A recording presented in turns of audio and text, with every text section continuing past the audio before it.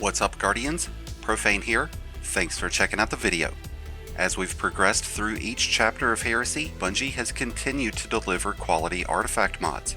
We started with a ton of mods that brought a lot of benefits to arc-centric builds using bolt charges, but as we've transitioned into the third and final act of Heresy, we've gotten new mods that have rejuvenated one of my favorite subclasses.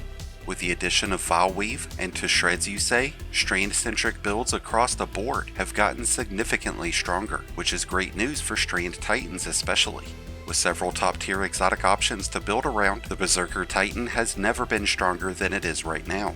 We've got new ways of increasing our super and ability damage. We have methods of providing ourselves and teammates with reliable sources of damage resistance and health regeneration. We'll even be able to integrate bolt charges into the Strand subclass, giving the Berserker Titan a huge advantage in a lot of in-game content.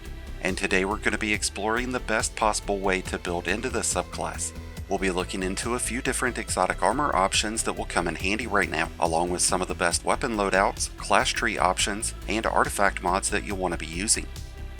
With that said, if you do enjoy today's video, then be sure to hit that like button down below, along with the subscribe button if you're new. Both are greatly appreciated and will really help out with that YouTube algorithm.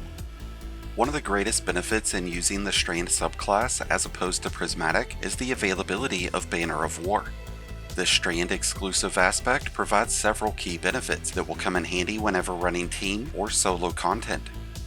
Defeating an enemy with a sword, a glaive, a powered melee, and even an unpowered melee will activate a bubble that stretches out 10 meters.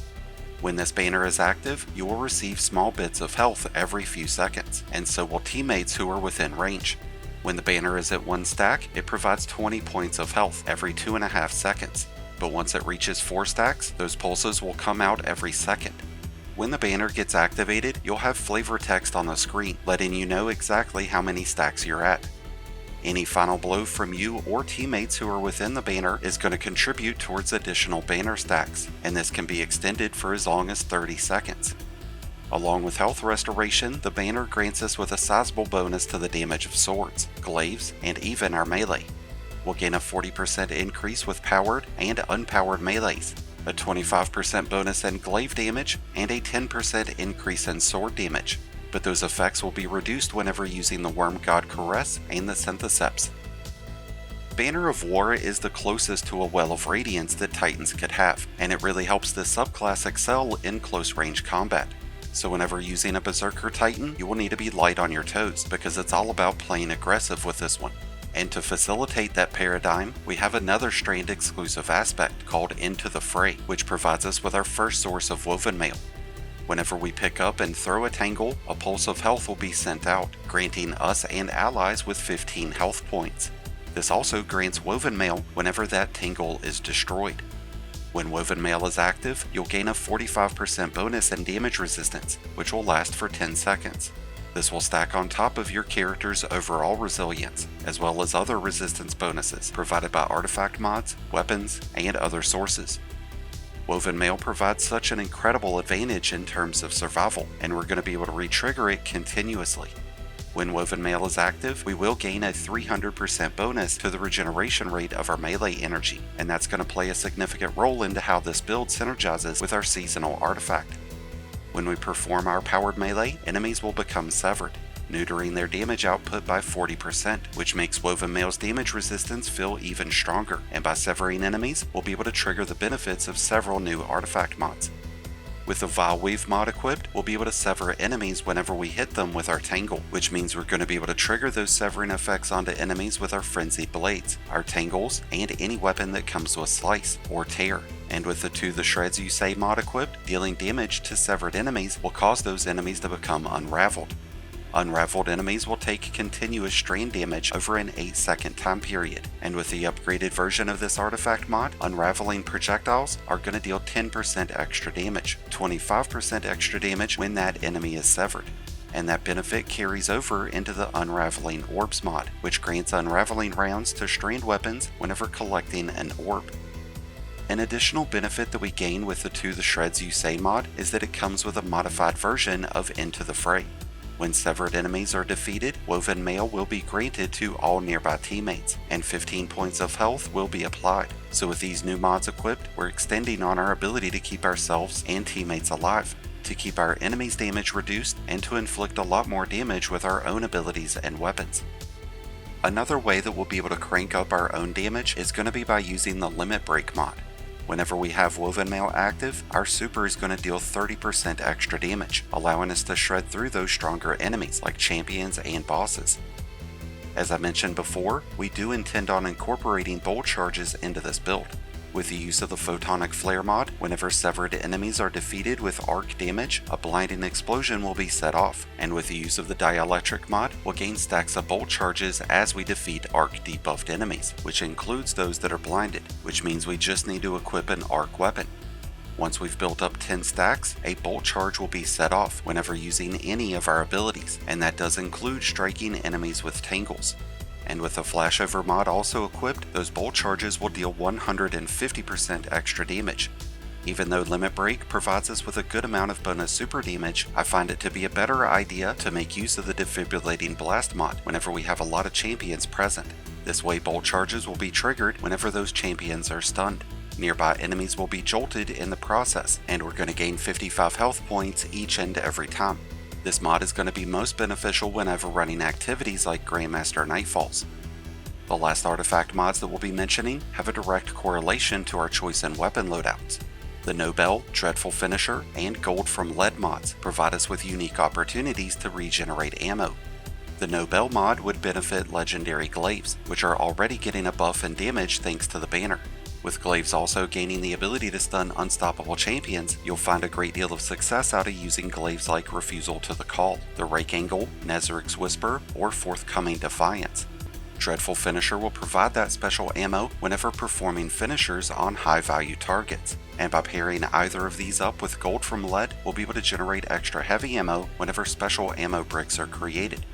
This has made it easier than ever to run double special loadouts, and in the case of Banner of War Titans, we're opening ourselves up to running double Glaive, double swords, and even double shotguns.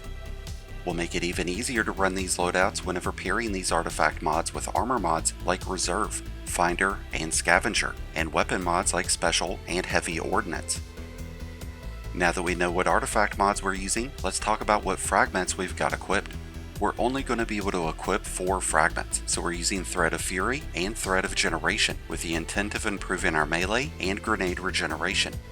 We've got Thread of Warding to provide us with another source of Woven Mail, granting that whenever we collect an orb, ensuring that we're always going to have Woven Mail active. And when it comes to our final fragment, it's going to be a bit of a toss-up between Thread of Continuity and Thread of Ascent.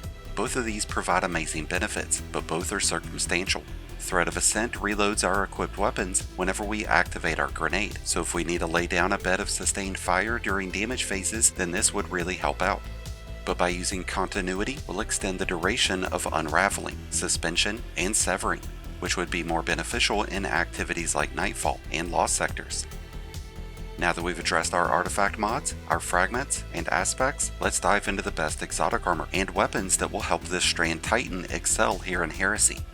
With any Titan build, the Synthoceps are always a great default option, and it's for damn good reason, especially when paired with Strand. The Synthoceps provide a 50% increase in super damage, 165% bonus melee damage, and a 100% increase in glaive damage whenever we have at least 3 enemies within 15 meters. This would stack alongside the benefits of Nobel and Limit Break to give us a major bump in damage output. As powerful of an option that this exotic is when it comes to brute strength, the Stronghold will provide us with unimaginable levels of damage resistance. Whenever blocking with a sword, you'll trigger a 50% bonus in damage resistance, and you'll be able to forever hold that shield up, allowing you to tank some of the most brutal waves of damage. After blocking damage with a sword, you'll trigger Restoration whenever dealing sword damage, so not only would we have our banner and tangles providing us with health back, but so would our swords, and there's a lot of powerful sword options that we can turn to.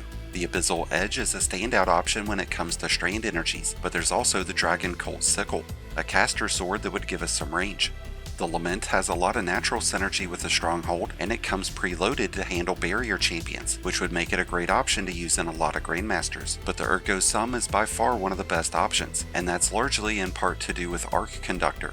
This takes the benefits of Risk Runner and puts it into a sword, so whenever we perform our heavy attack, an overshield will form around us. With Banner of War active and Stronghold's damage resistance kicked in, it becomes damn near impossible for us to die. The last exotic armor piece that I would recommend using with the Strand Titan right now would be the Wishful Ignorance. As great of an option as the Synthoceps are for a solo player, they're much less effective when you have teammates. So whenever we've got teammates with us, I like to run the Wishful Ignorance to be able to increase the uptime of our Frenzied Blades. We miss out on some of the bonus damage that the Synthoceps would provide, but we do get a stacking bonus in melee damage granted to our Frenzied Blades and our Flesh at Storm, giving us as much as a 100% increase in damage. In addition to an extra melee charge and increased melee damage, we will gain 5% extra melee energy with each pulse of our banner. And when allies are inside our banner, we will gain an extra 5% energy off of each teammate. A big advantage in rotating through these exotics is that they all go into the same slot, which is going to make it easier for you to set up the rest of your armor, and most importantly, that Destiny fashion. To play into the aggressive nature of the Berserker Titan, I would suggest to incorporate shotguns that come with Trench Barrel or 1-2 punch, or even redirection. Grave Robber would be another great option to have with these, since it reloads the weapon whenever we activate our melee. And with that, we have 3 incredible ways of building around and using this powerful Strand Titan, and no matter which option you go with, you're getting top tier levels of damage resistance, health regeneration, and superior damage output. I will leave links to each of these build variants down in the description below, but I'd love to hear your thoughts on the Strand Titan, what your favorite exotic armor and weapons are, and what Heresy activity you've enjoyed the most. Let us know down below. Thank you as always for checking out the video. If you enjoyed and found it helpful, then be sure to hit that like button below, along with the subscribe button if you're new. Both are greatly appreciated, and both really do help support the channel. And until next time, Guardians, this has been Profane, wishing you all some happy hunting.